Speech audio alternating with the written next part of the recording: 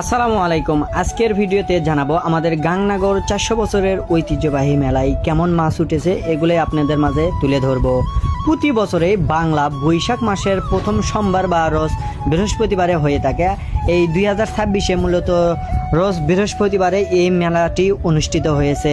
থানা শিবগঞ্জ, জেলা বগুড়া, 9 নং দেউলি ইউনিয়নে গাংনাগর বাজারে গাংনাগর হাই স্কুল মাঠে এই মেলাটি হয়ে থাকে। ভাই ব্রিগেড কত করে নিলেন ভাই?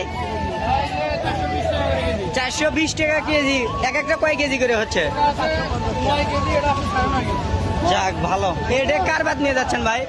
কার বাদ?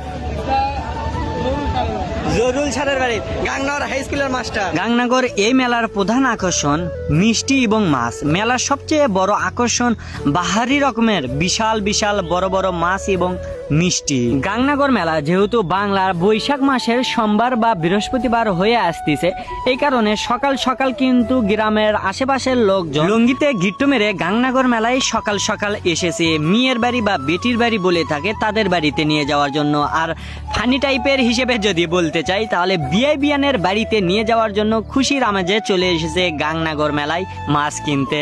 এই গাংনাগর মেলার ঠিকানা থানা শিবগঞ্জ, জেলা বগুড়া, 9 নং দেউলি ইউনিয়নে গাংনাগর বাজারে গাংনাগর হাই স্কুল মাঠে এই মেলাটি বসে থাকে।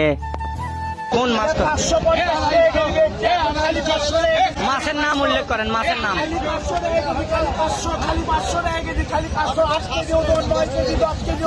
এটা কি মাছ?